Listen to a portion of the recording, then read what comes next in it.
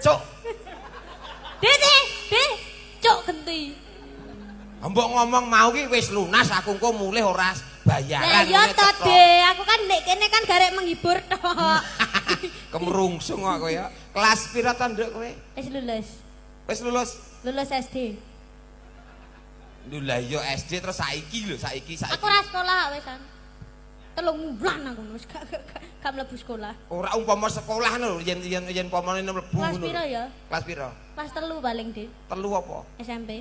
Semene 3 SMP. Heeh. Lah kowe siji SMA wis nguyuhi gurumu lho.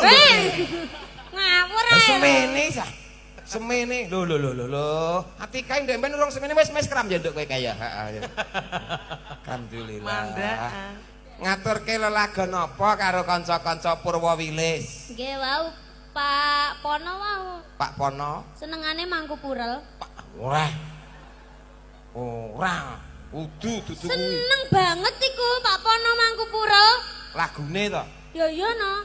Ya sesuai isi hatinya paling. Mosok Realita. Nggih to, Pak? renek ceritane Mas Oh, Pono. mboten. Renek. Ora ning ya. Gak Mas Pono salate jos sok piye lho. Salate tekun kok. Ya wi nek ning ngarepe sampean nek mburine sampean peruh. Ah lha kuwi tambir masjid kok tambir takmir masjid. Kok iso tambir.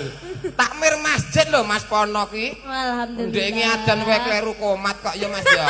Lho piye lho ki? Takmir masjid. Ya, Pelok apa slendro? sembarang. Eh? Sembarang. Lho, lah ya monggo.